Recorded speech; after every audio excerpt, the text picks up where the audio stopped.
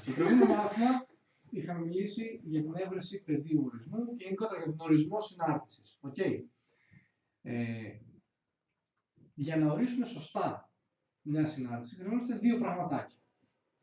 Το πεδίο ορισμού, εντάξει, δηλαδή για ποια χ είναι καλά ορισμένη συνάρτηση, και τον κανόνα με τον οποίο αντιστοιχίζω χ σε ψ, δηλαδή τον τύπο της συνάρτησης. Ωραία. Χρειάζομαι δύο πράγματα. Πεδίο ορισμού και τύπο.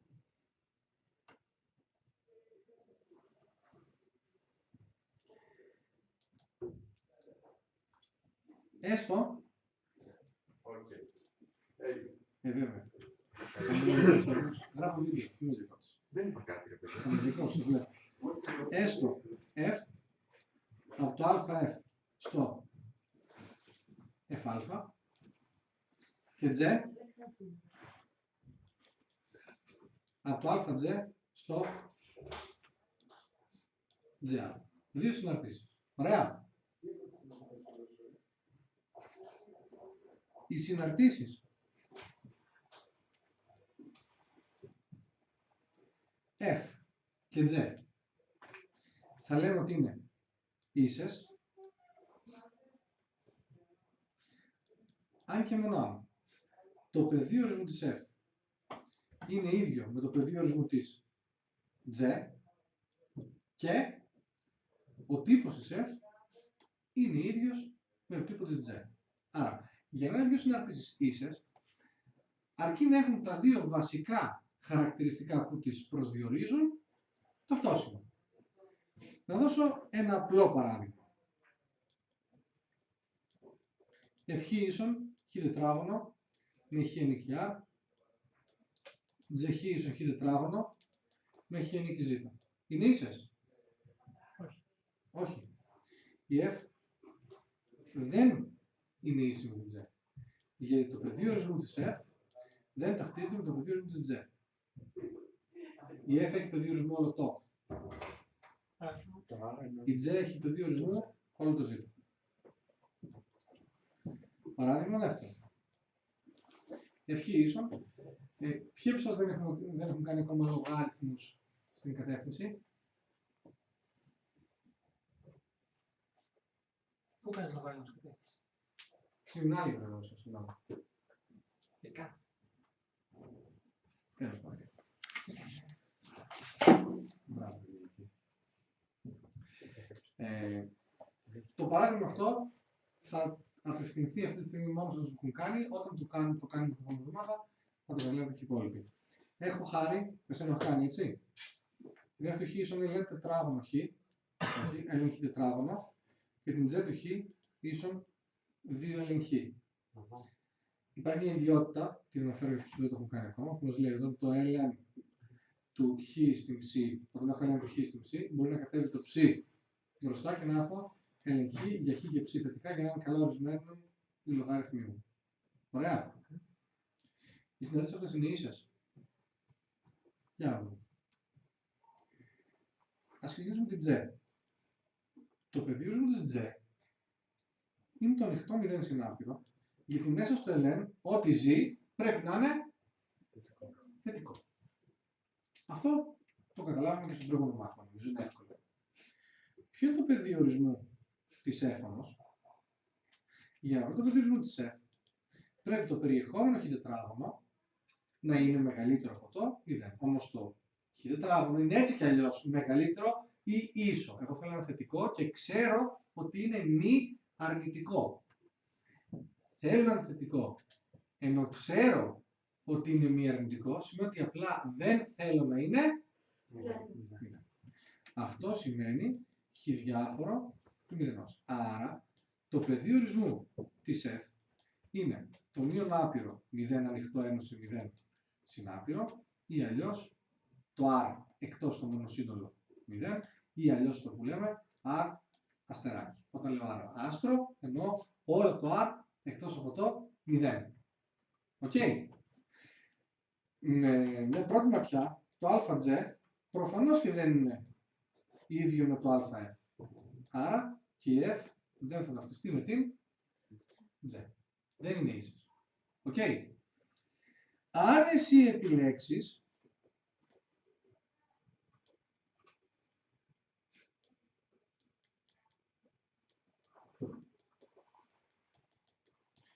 να περιορίσεις την F που έχει πεδίο ορισμού το αράστρο μόνο στο 0 συνάπειρο, τότε η F του Χ, η οποία είναι η ln Χ τετράγωνο, μπορεί να γραφτεί 2 ln Χ και να είναι ίση με την J. Γενικότερα λοιπόν δεν είναι ίσες, αλλά μπορείς να πεις εσύ ότι F είναι ίση με την J για Χ που ανήκει στο 0 συνάπειρο.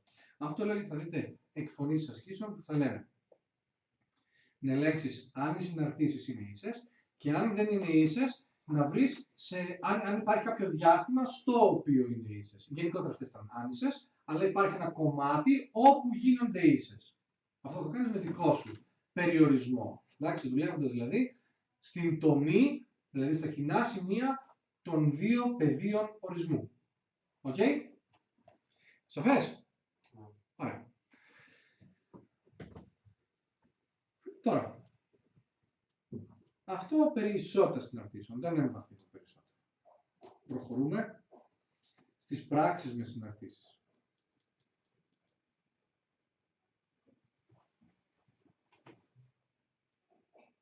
Πάλι θα ξεκινήσω εγώ με την F και την J. Ωραία. Έχω δύο συναρτήσεις με δικά τους πεδία ορισμού, δικά τους συναρτημών, δύο ξεχωριστές συναρτήσεις. Αν θέλεις να μιλήσεις για την συνάρτηση H του Χ ίσον F Χ συν J Χ. Να το πω διαφορετικά. F συν J του Χ. Η F συν J του Χ, το άθροισμα δηλαδή δύο συναρτήσεων, δεν θα ξαφνιάσει κανέναν σας. Θα είναι πολύ απλά η F Χ συν J Χ. Δηλαδή να σου δώσω τον τύπο της F και τον τύπο της J, δεν έχεις παρά να προσθέσεις στους δύο τύπους. Αν έχεις την F να είναι Χ τετράγωνο και αν είναι η ρίζα Χ, η F συν J θα είναι η Χ τετράγωνο συν η ρίζα Χ. Σαφές. Αλλά για να οριστεί καλά η F συν J, θα πρέπει να μιλήσω για το πεδίο ορισμού της H.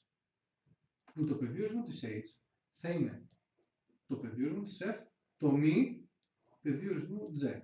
Δηλαδή, θα είναι η τομή των δύο πεδίων ορισμού, τα κοινά στοιχεία, για να είναι ορισμένες και οι δύο συναρτήσεις.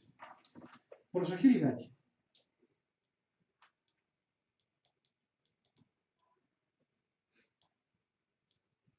Πρώτα, πεδίο ορισμού. Πρώτα θα τα βρίσκεις. Να δείξω ένα παράδειγμα, για να καταλάβεις λίγο τι εννοώ. Ας πούμε ότι έχουμε την F του Χ να είναι η Χ. Ωραία. Και την J του Χ να είναι η 1 προς Χ.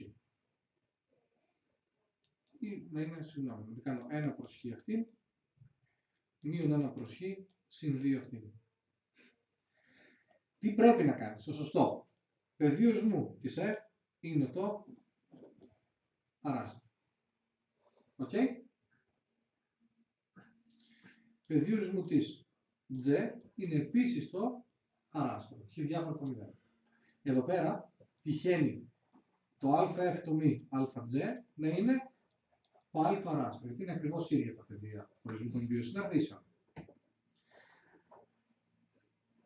Άρα και το πεδίο ορισμού της F συν J ποιο θα είναι? Το αράστρο. Η F συν J σαν τύπος ποια θα είναι? 1 προς Χ, μείον 1 προς Χ, συν 2, δηλαδή 2. Αν τα έκανες ανάποδα και έβρισκες πρώτα τον τύπο και μετά λέγεις «Α, ωραία, ας πάρω περιορισμούς τώρα για να βρω πεδίο ορισμού», δεν θα βρίσκεις περιορισμό στο 2. Παρ' όλα αυτά, για να μιλήσεις για την F συν J εδώ πέρα, θα πρέπει να ορίσεις καλά και την F και την J πρώτα. Καταλαβαίνετε τι λέω? Πρώτα βρίσκω πεδίο ορισμού, μετά κάνω απλοποιήσεις στον τύπο, αν έχω. Χάρη. Αν δεν υπάρχει τομή μεταξύ των. Δεν μπορείς να ορίσεις την πράξη. Για παράδειγμα, αν έχεις την ρίζα Χ, ωραία, και την μείον ρίζα, όχι, και την ρίζα μείον Χ, μείον 1, ας πούμε, οκ. Εδώ πέρα θέλεις το χ να είναι μεγαλύτερο από το 0. Εδώ πέρα θέλεις το μείον χ μείον 1 να είναι μεγαλύτερο ίσο από το 0. Άρα θέλεις χ μικρότερο ίσο του μείον 1. Γιατί δεν υπάρχει τίποτα που να είναι μεγαλύτερο από το 0 και μικρότερο από το μείον 1. Η τομή είναι το κενό σύνολο, το οποίο συμβολίζεται έτσι, και δεν μπορεί να οριστεί συνάντηση. Οκ. Δεν είναι καλά ορισμένη ποτέ. Λοιπόν, τι έγραψα εγώ εδώ πέρα.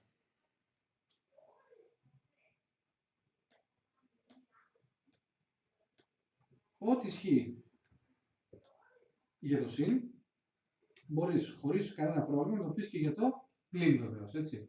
Μπορείς να το πεις και για το επί.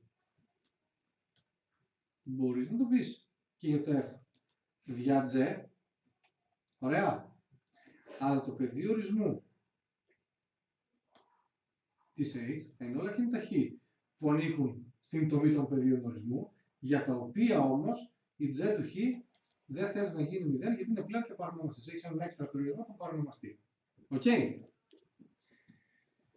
Λοιπόν.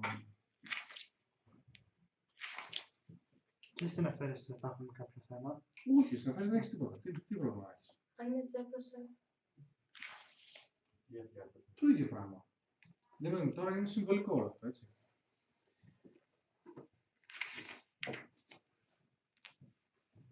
Να δώσω και ένα παραδειγματάκι εδώ επί τόπου, για να συνεννοηθούμε. Η f του χ είναι η ρίζα του χ τετράγωνου πλην 1 και η z χ είναι η χ προς ρίζα χ πλην 1. Να ορίσεις τη συνάντηση f δια z. Εγώ θα ξεκινήσω με το προφανές. Πρέπει το χ τετράγωνο πλην 1 να είναι μεγαλύτερο ίσο από το 0, χ τετράγωνο μεγαλύτερο ίσο από το 1, απόλυτο χ μεγαλύτερο ίσο από το 1, χ μεγαλύτερο ίσο από το 1 ή χ μικρότερο ίσο του μείον 1. Άρα το πεδίο ορισμού της f θα είναι μείον άπειρο κόμμα μείον 1 κλειστό, ένωση κλειστό 1 κόμμα συνάπειρο. Θα συνεχίσω εδώ πέρα με το χ πλην 1 μεγαλύτερο από το 0, δηλαδή χ μεγαλύτερο του 1. Στη μία περίπτωση έχουμε από μείον άπειρος μείον 1 και από 1 έως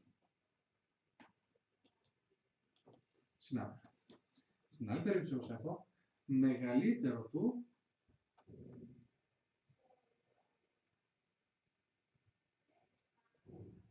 1. Καταλαβαίνετε? Η συναλήθευση είναι ξεκάθαρα αυτή.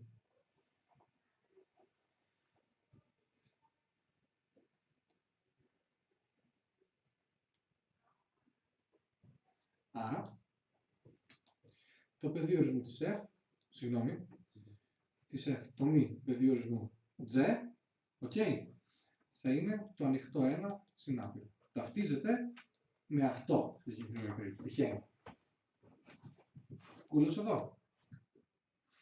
Για να μιλήσω για το πεδίο ορισμού της f δια z, πρέπει να λύσω z χ διάφορο από το 0. Εντάξει? Που σημαίνει ότι θέλεις το χ να είναι διαφορετικό από το 0. Σου λέει κάτι αυτό τώρα?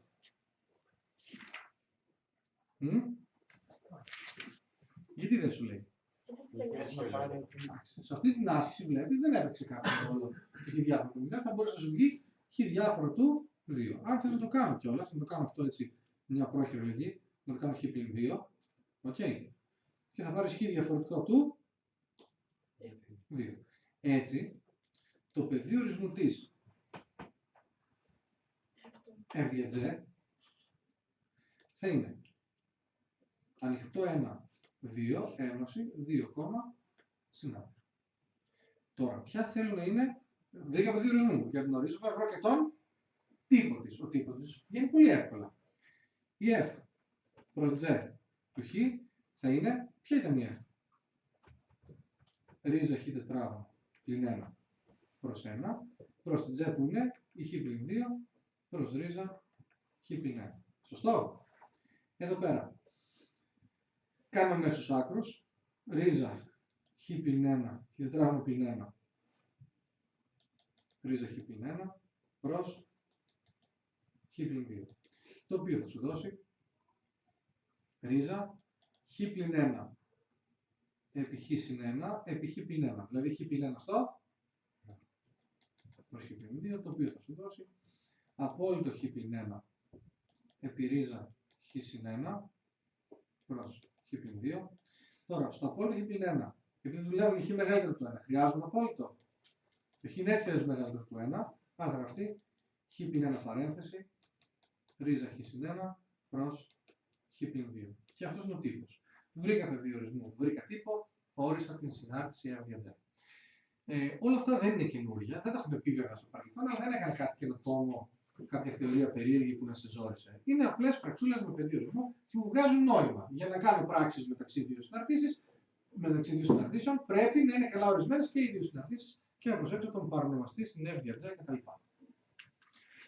Αυτό το βγάζει νόημα. Είμαι σίγουροι. Ωραία. Η πράξη για την οποία θέλω να μιλήσω σήμερα είναι η σύνθεση δύο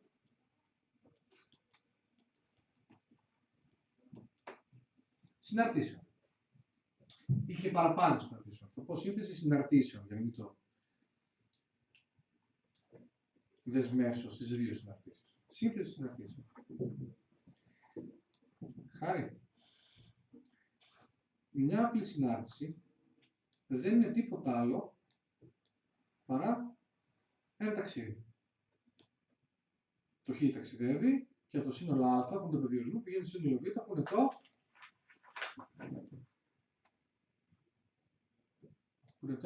Πεδίο ορισμού. πεδίο ορισμού. Γιατί να κάνω ένα flip.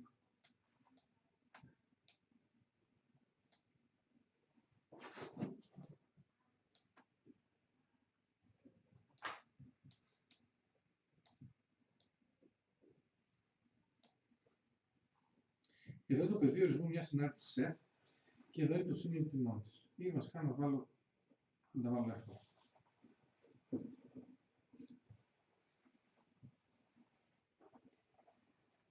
Τι συμβαίνει με αυτή την συνάρτηση. Παίρνει ένα χ από εδώ και το στέλνει εδώ στο ψ ίσον F του χ. Αυτά τα είχαμε πει την προηγούμενη φορά. Αν έχω εγώ μια καινούργια συνάρτηση J που θα πάρει αυτό το ψ, εδώ η μεταφορά είναι το κανόνα F, έτσι. Εδώ θα γίνει το κανόνα J. Θα το πάρει και θα το στείλει σε ένα Z, το οποίο Z θα είναι το J του F του χ. Καταλαβαίνετε τι συνέβη. Αυτή εδώ η συνάρτηση από το χ έως το J του F του χ συμβολίζεται J σύνθεση F του χ. Κυκλάκι αυτό, δεν ξέρω αν φαίνεται καλά. Και είναι η J του F του χ. Και διαβάζεται στα ελληνικά σύνθεση της F με την J.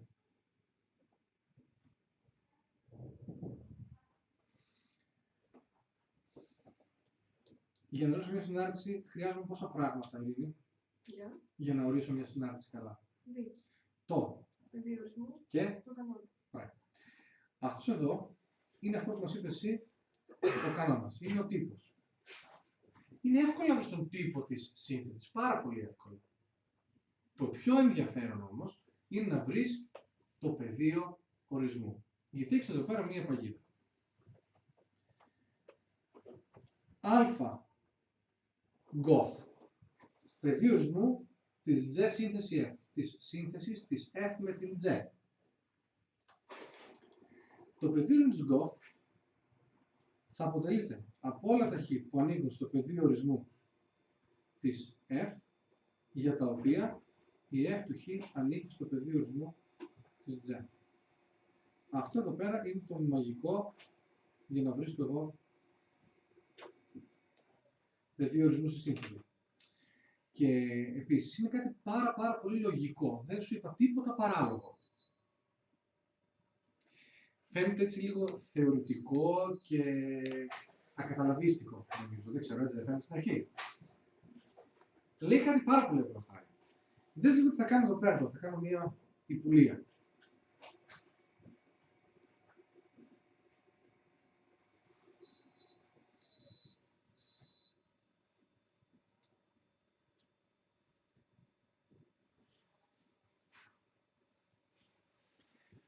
Αν το χ ταξιδεύοντας μέσω της F κατέληγε σε ένα ψ, το οποίο δεν θα ανήκε εδώ στο πεδίο ορισμού της J, τότε θα μπορούσε η J να το πάρει και να συνεχίσει το ταξίδι. Άρα, σαν πρώτη προϋπόθεση,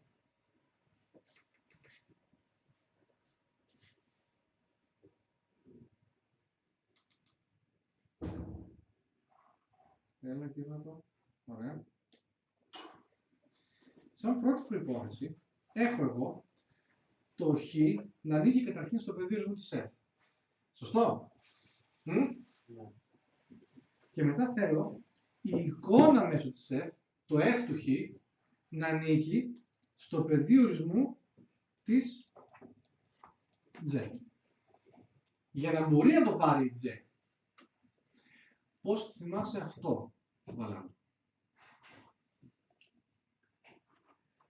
Στην GOF, που είναι η J του F του χ, έχεις μια συνάρτηση που τη λέμε μέσα και μια συνάρτηση που τη λέμε έξω.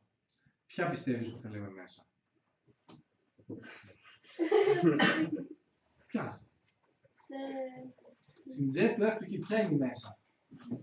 Η F, αυτή που είναι κλεισμένη, φυλακισμένη εδώ μέσα. Αυτή είναι η μέσα συνάρτηση. Η μέσα είναι η πρώτη. Από εκεί ξεκινάει το ταξίδι, από τη μέσα. Και η έξω, η J, είναι η τελευταία. Σωστό? Ωραία. Δεν θέλεις εσύ για αρχή το χ να είναι στο πεδίο ορισμού της μέσα? Χ ανήκει αλφα F.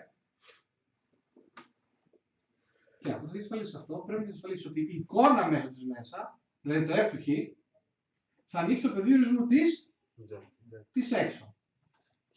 F χ ανήκει ΑJ. Επαναλαμβάνω, θα το μάθεις αυτή την πρωτασούλα που θα πω τώρα απ' έξω. Θέλεις το χ να ανήκει στο πεδίο ορισμού της μέσα, ώστε η μέσα να ανήκει στο πεδίο ορισμού της έξω. Το ξαναλέω άλλη μια φορά. Το χ να ανήκει στο πεδίο ορισμού της μέσα, ώστε η μέσα να ανήκει στο πεδίο ορισμού της έξω. Θέλεις, λέγε. Το χ να ανήκει στο πεδίο ορισμού της μέσα, ώστε η μέσα να ανήκει στο πεδίο ορισμού της έξω. χ στο πεδίο της μέσα, ώστε η μέσα στο πεδίο της έξω. Καταλαβαίνετε τι λέω? Σας έπεισα γιατί θέλει να ισχύει αυτό, ή λέτε τώρα αυτός λέει σαν κλαμάτες? Για να είναι καλά ορισμένο το ταξίδι, ξεκινώντας με την F και τελειώνοντας με την J. Ένα παράδειγμα, γιατί θέλω να καταλάβεις γιατί το μαθαίνω με αυτόν τον τρόπο με τα λογάκια. Γιατί τα σύμβολα δεν είναι πάντα F και J με αυτή τη σειρά GOF. Μπορεί να έχεις πεδίο ορισμού της H σύνθεση φ. Ωραία. Να είναι άλλα σύμβολα σου. Δεν σε νοιάζει. Εσύ θα σκέφτεσαι πάντα ότι αυτή εδώ είναι η H του φ του χ. Ποια είναι η μέσα? Η φ. Ποια είναι η έξω? Η H. Έτσι όπως το έμαθες, μπορείς να γράψεις ποιο είναι το πεδίο ορισμού. Χ ανήκει στο πεδίο ορισμού της μέσα, ώστε η μέσα να ανήκει στο πεδίο ορισμού της έξω. Οκ. Καλή όμως η θεωρία, την καταλάβαμε. Από εκεί και πέρα, πώς θα τα κάνω εγώ αυτά στην πράξη πάμε. Γιατί τώρα το μάθημα γίνεται αρκετά πρακτικό.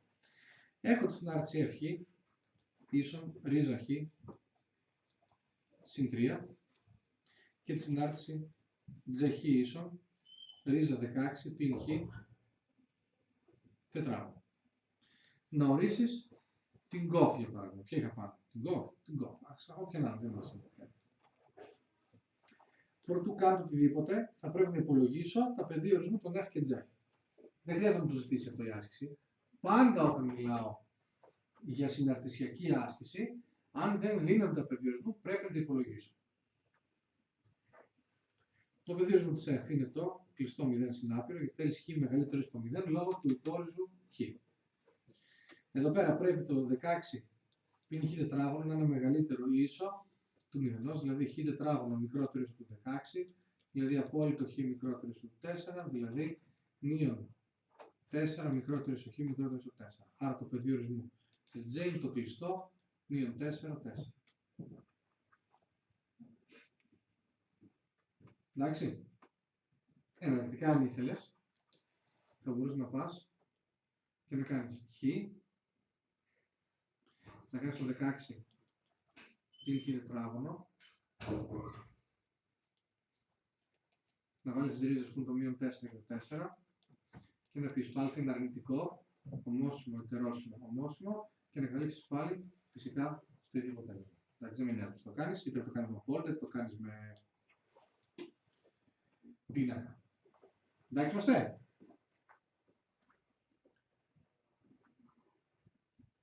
Θέλω εγώ να ορίσω την GOF. Για να ορίσω μια συνάρτηση, πρώτα κάνω τον τύπο ή το πεδίο ορισμού. Πεδίο ορισμού. Είπα πρώτα πεδίο ορισμού. Άρα ξεκινάω με το πεδίο ορισμού της GOF. Ποια είναι η μέσα, Τάκη? Η F. Γιατί είναι J του F του Χ. Χ ανήκει στο πεδίο ορισμού της F, έτσι ώστε η μέσα να ανήκει στο πεδίο ορισμού της έξω. Καταλαβαίνετε πώς το γράφω αυτό? Χ ανήκει στο πεδίο ορισμού της μέσα, ώστε η μέσα να ανήκει στο πεδίο ορισμού της έξω. Τι σημαίνει Χ ανήκει ΑF? Χ μεγαλύτερο ίσο του. Το καταλαβαίνουμε όλοι? Έτσι ώστε η F, ποια είναι η F? Η ρίζα χ συν 3, αυτή δεν είναι F, να ανήκει στο πεδίο ορισμού της J. Να είναι από μείον 4 έως 4. Οκ.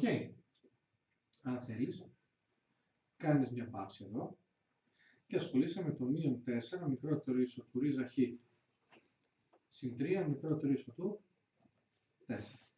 Αφαιρείς από παντού το 3. Μείον 4 μείον 3 μείον 7. Μείον 3 γράφω, μείον 7, μικρότερο ίσο, ρίζα χ, μικρότερο ίσο, 1. Αυτό εδώ πέρα όμως, δεν ισχύει έτσι κι αλλιώς.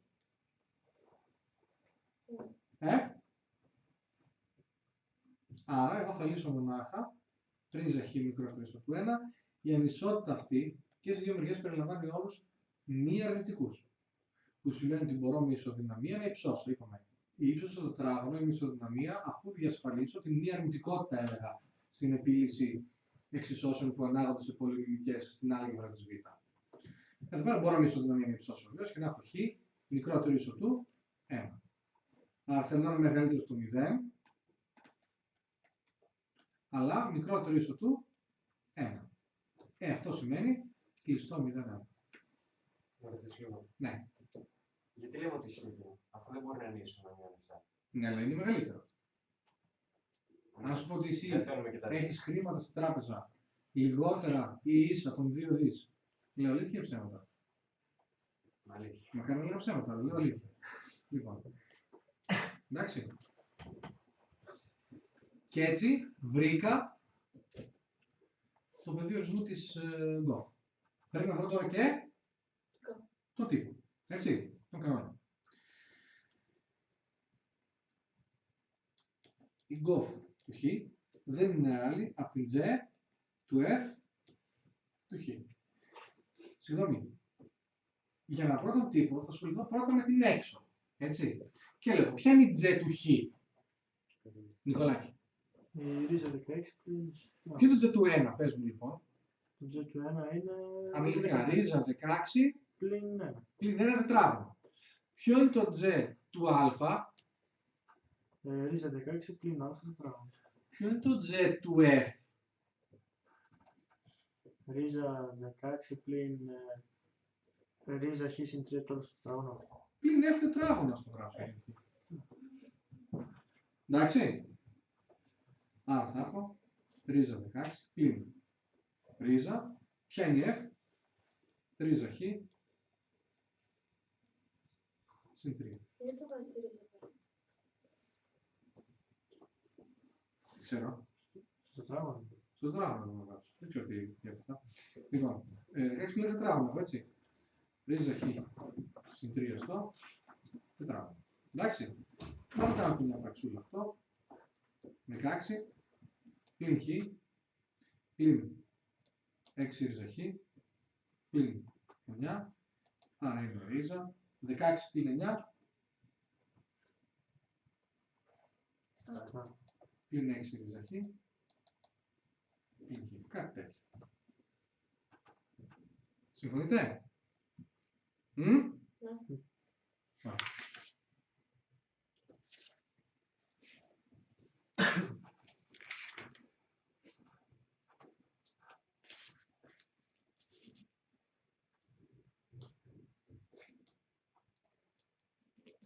Λοιπόν, δίνει συνάρτηση F με πεδίο ορισμού κλειστό 13,25. Ωραία. Και δίνει τη συνάρτηση G του Χ ίσον F του Χ τετράγωνο συν 9. Να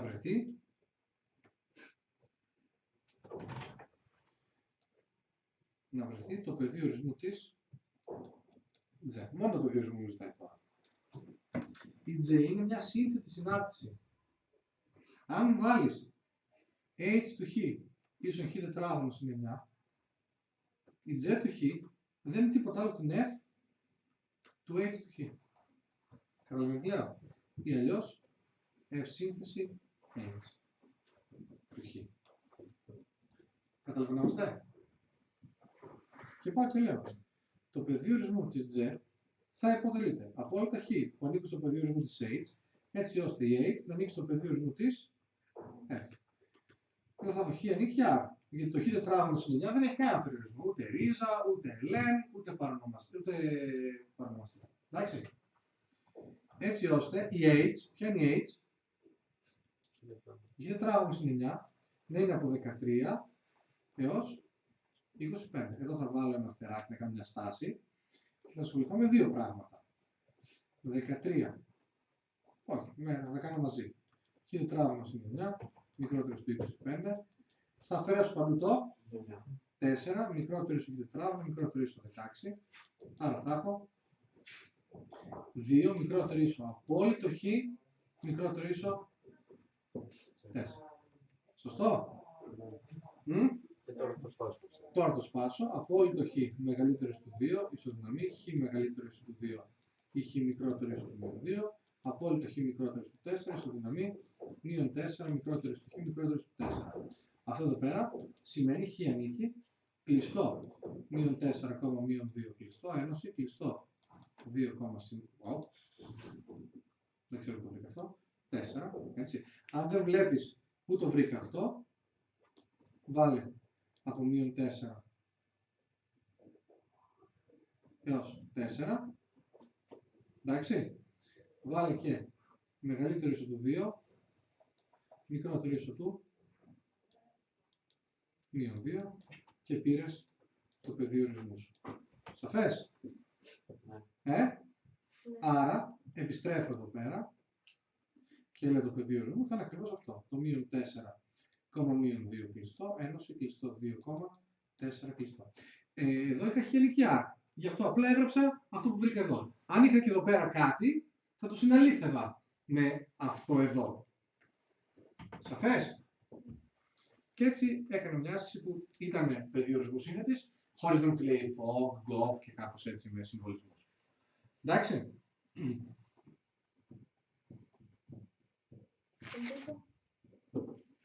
Δεν μου το ζητάει και δεν μπορώ να το βρω κιόλας γιατί δεν ξέρω την F ποια είναι. Πες μου ποια είναι η FD που έχει, να σου βρω το F του J. Είμαστε ok.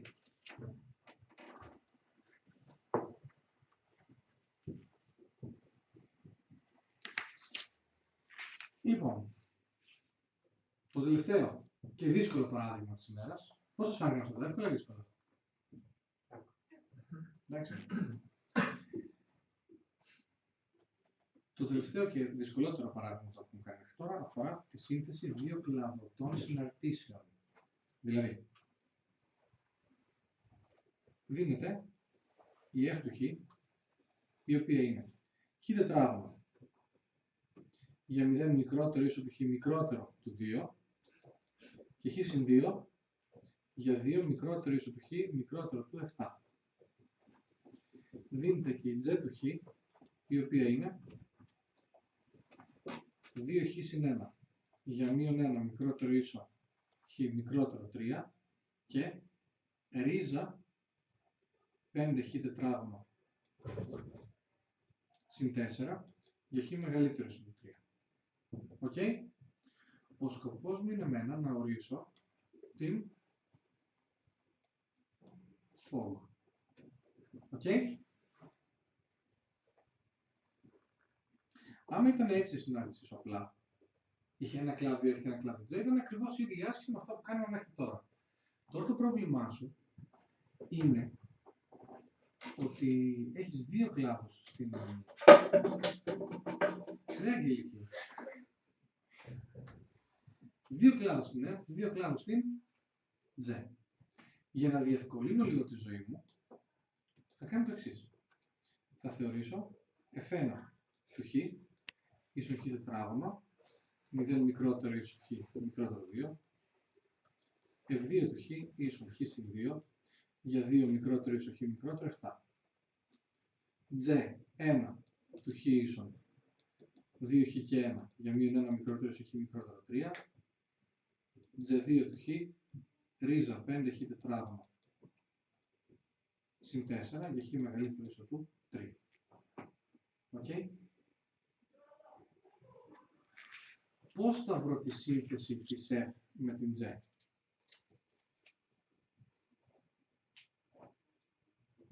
Θα πάρω συνδυασμούς F1 με J1, F1 με J2, F2 με J1, F2 με J2. Καταλαβαίνετε τι λέω? Έρχομαι και λέω F1 σύνθεση J1. Το πεδίο ορισμού της F1 σύνθεση J1 θα αποτελείται από όλα τα χ που ανήκουν στην J1, στη μέσα, έτσι ώστε η μέσα να ανήκει στο πεδίο ορισμού της έξω. Σωστό? Να πούμε γενικότερα το πεδίο ορισμού της F εδώ πέρα. Δεν χρειάζεται να μου το πεις. Ξέρετε το κλειστό 0, 7 ανοιχτό. Γιατί παίρνει μέσα από 0 με το 0 έως 2 χωρίς 2 και από 2 με το 2 έως το 7 χωρίς το 7. Άρα συνολικά από το 0 με το 0 έως το 7 χωρίς το 7. Όμως εδώ πέρα το πεδίο ορισμού της J θα είναι το κλειστό μείον 1, συνάπτει. Οκ. Τα πεδία ορισμού των F1, J1, F2, J2 φαίνονται από εδώ. Από τους περιορισμούς που έχουν δίπλα. Άρα, τι σημαίνει χ ανήκει αJ1? Μείον 1 μικρότερο ίσο χ μικρότερο 3. Οκ. Και θέλω μετά την J1 να ανήκει εδώ, στο πεδίο ορισμού της F1. Δηλαδή, το 2χ συν 1 να είναι από 0 έως 2 με το 0 χωρίς το 2. Αυτό τώρα επιλύεται κατευθείαν, δεν χρειάζεται να βάλω αστεράκι για να κάνω περίεργες πράξεις. Εδώ πέρα θα αφαιρέσω για αρχή το 1. Εντάξει.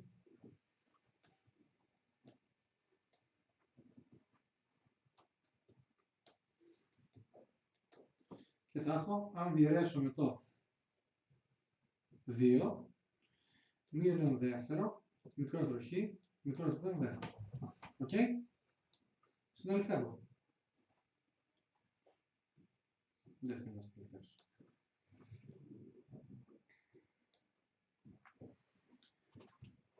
Λοιπόν, από μείον 1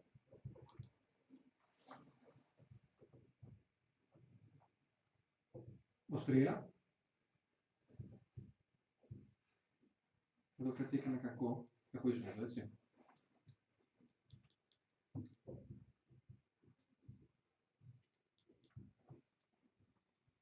Συμφωνούμε? Και το 3 δεν είναι ανοιχτό. κλειστό, ναι, ήταν ανοιχτό το τρίγωνο. Σε κάθε περίπτωση, το πεδίο ορισμού το κλειστό είναι ένα δεύτερο ανοιχτό. Άρα έχω πεδίο ορισμού για να πάω να βρω τον τύπο. Εδώ πέρα, η F1 σύνθεση G1 θα είναι. Ποια είναι η F1, είναι χιλιετράγωνο. Αν είχε τι θα βάλω, αν θες το γράψω αυτό, 4 χιλιετράγωνο, συν 4 χ, συν 1. Είμαστε ok.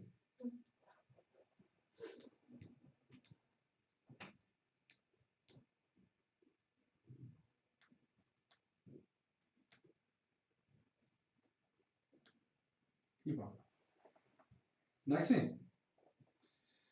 Το ίδιο πράγμα θα κάνω τώρα για την F1 σύνθεση G2. Τα κόκκινα βλέπετε. Το πεδίο ορισμού της F1 σύνθεση G2. Θα αποτελείται από όλα τα χ που ανήκουν στο πεδίο ορισμού της. Έτσι ώστε ανήκει πεδίο ορισμού. Καταλαβαίνετε τι κάνω. Τι σημαίνει χ ανήκει G2. Χ μεγαλύτερο ίσο του 3, έτσι ώστε από 0 έως 2 να είναι το ρίζα, η ρίζα 5 χ τετράγωνο συν 4. Σωστό. Αυτό εδώ πέρα δεν ισχύει έτσι κι αλλιώς. Βάζω ένα αστεράκι και ασχολούμαι μονάχα με το 5 χ τετράγωνο συν 4, μικρότερο του 4.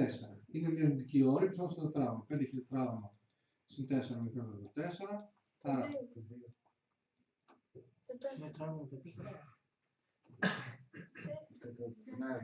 τι λέτε, Απλώς και πριν είπες το 2-4 γι' αυτό. το είπα χωρίς τη ρίζα πριν. Και πριν είπα χωρίς τη ρίζα και 4. Απλά είπα ένα βήμα παραπέρα. Ναι. Λοιπόν, συμφωνούμε εδώ. Και παίρνω χ τετράγωνο μικρότερο, 5 χ τετράγωνο μικρότερο από το 0. Το οποίο προφανώς είναι αδύνατο. Άρα αυτό είναι το κενό σύνολο. Άρα δεν ορίζεται η F1 σύνθεση G2. Δεν έχω να μιλήσω κάτι. Ξέρεις τι συνέβη εδώ πέρα. Συνέβη αυτό το πρωταρχικό που σου έκανα στο σχηματάκι. Ξεκίνησε το χ ταξίδι μέσω της G2, αλλά το σύνολο τιμών που μου δίνει η G2 δεν πέφτει μέσα στο πεδίο ορισμού της F1 και δεν μπορεί να συνεχίσει το ταξίδι. Σταματάει εκεί. Δεν ορίζεται σύνθετη. Καταλαβαίνετε τι συνέβη. Φυσικά έχουμε κάνει άλλες δύο δουλίτσες. Θα πάω στην F2 σύνθεση G1. Το πεδίο ορισμού F2 σύνθεση G1 θα είναι όλα τα χ που ανήκουν στο πεδίο ορισμού της G1, έτσι ώστε η G1 ανήκει στο πεδίο ορισμού της F2. Σωστό. Τι σημαίνει χ ανήκει πεδίο ορισμού G1 από 0 έως 3, έτσι. Έτσι ώστε η ίδια η G1, δηλαδή οι 2χ και 1, να είναι στο πεδίο ορισμού της F2 που είναι από 2 έως 7. Είμαστε cool. Αγγελική παραγωγή, τι κάνω. Θα αφαιρέσω το 1. Οκ.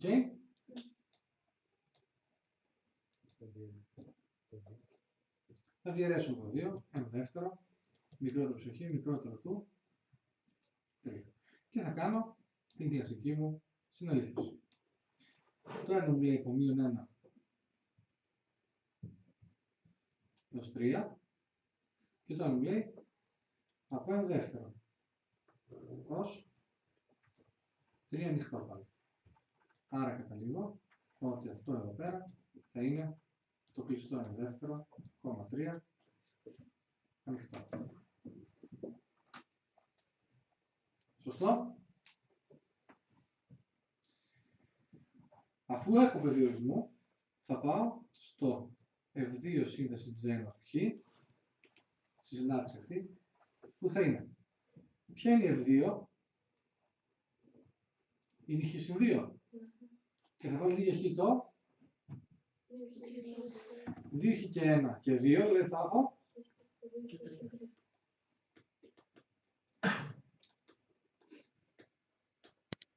okay.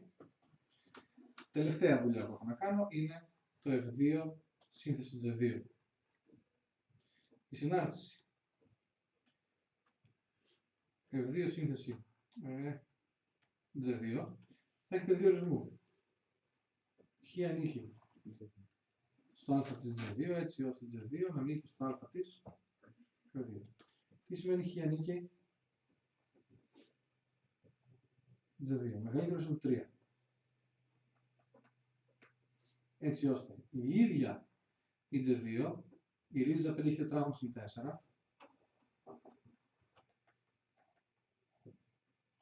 να ανοίξει το πεδίο ορισμού της F2 που είναι από 2 έως 7. Οκ. Είμαστε εντάξει. Ναι. Το οποίο θα σου δώσει χ. Τέλος πάντων θα βάλω ένα αστεράκι εδώ πέρα. Και θα 2, κατευθείαν 4, μικρότερο ίσο 5 χ τετάρτης συν 4 μικρότερο του 49, έτσι. Δεν ξέρω, Νατάσα. Αφαιρώ 4, 0, μικρότερο ίσο 5 χ τετράγωνο, μικρότερο του, άρα θα έχω, αυτό εδώ πέρα ισχύει έτσι κι αλλιώς. Χ τετράγωνο μικρότερο από το 9. Απόλυτο χ μικρότερο από το 3. Μείον 3 μικρότερο χ μικρότερο 3. Άρα θα είναι μεγαλύτερο στο 3 και ταυτόχρονα μικρότερο από 3. Γίνεται αυτό το πράγμα. Οκ. Άρα καταλήγεις ότι δεν ορίζεται ούτε η F2 σύνθεση G2. Η σύνθεση της G2 με την F2. Άρα καταλήγεις ότι η F σύνθεση G του χ θα είναι αυτή εδώ, 4 τετράγωνο, 4 χ και 1,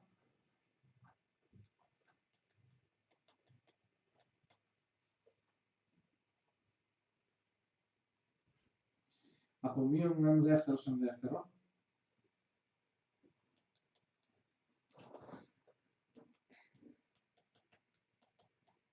και φυσικά η 2χ συν 3